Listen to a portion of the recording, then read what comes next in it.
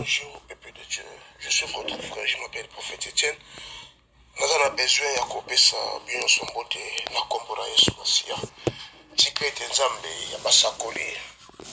Azala pe nzambe na bino. Apambola bino bien so partout bozali. Bozo landa émission oyo. Partout bozali bopesi matoi na bino pona koyoka moombo na nzambe.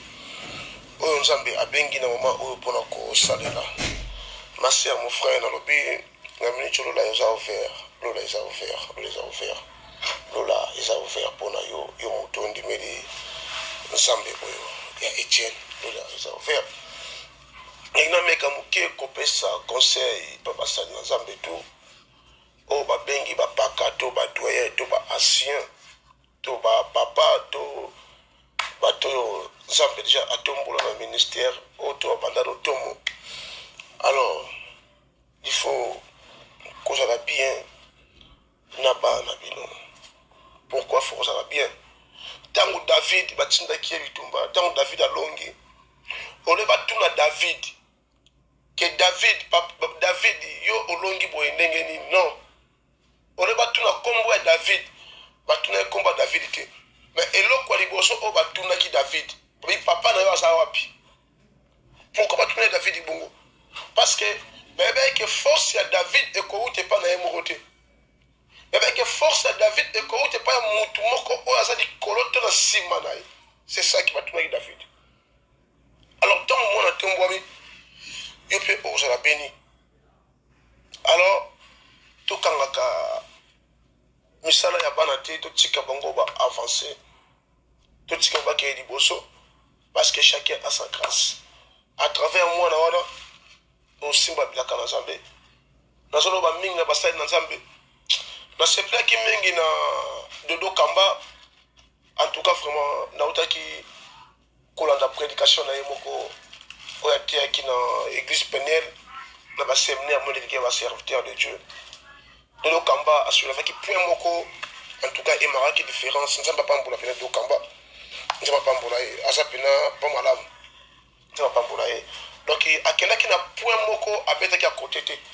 Mais point oyo a pesa qui ezaki point oyo eza esika o basai dans Nzambe. Baso bomana. C'est ça. Donc le kambabi un papa, il faut ça que mon thème ya bo papa. Alors émission là tous les serviteurs de Dieu. O basa ba responsable ya ba grande église, o basa na bana, o baso kamba, o basa na bana oyo, basa na sama kona bango. Moi, tango kwa kipan tchai maboko akende liboso ko freiner ti kanga ete parce que avenir ya lobby ya mwana eza yo tango batu ba otala mwana ba otala directement yo. Alors de l'autre côté que papa il faut ça qui mutema ya bo papa ndeto bota kabana na kati ndako ba yo so za ndenge moko te. Mwana mso bota ki mutema be mwana mso bota. Alors éducation mwana wana ekouté pas na yo papa. Tango yo ndengo kambaye do cadre de éducation. Alors et que bana mso za ba affection pas na bango tant ndako. Pourquoi ça na ba affection? Parce que papa ça qui na affection na été dans cette mwana. Alors tant on passe na affection mwana banda bo mwana ça na affection na été akona na affection. Alors, il y a pas que affection wana mwana akona yango.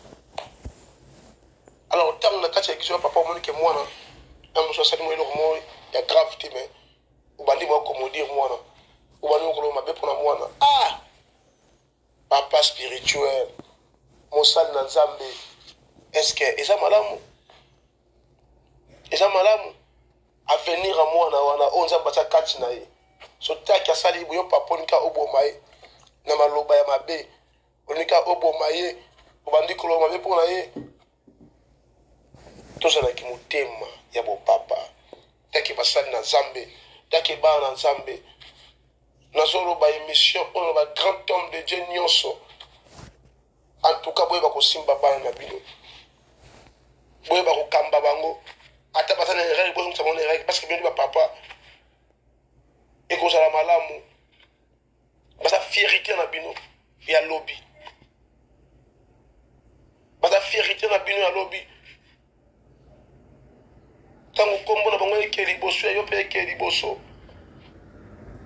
na senka amour na basali na nzambe to tia ko bomana eloko moko oto sala awa ka ko tonga ini c'est le corps ya Christ biso tout osa ba chrétien biso tout osa ba chrétien alors to saka ko sala moko to tia ko inana ba église il faut ça partout parce que ça monte musu akondi la parole na yo tema akondi la mususu mais pouvez monter bongo la motema bandimi oto we bela bato abasala ba kuitira bongo le motema te bato basala ba fiema bebele awa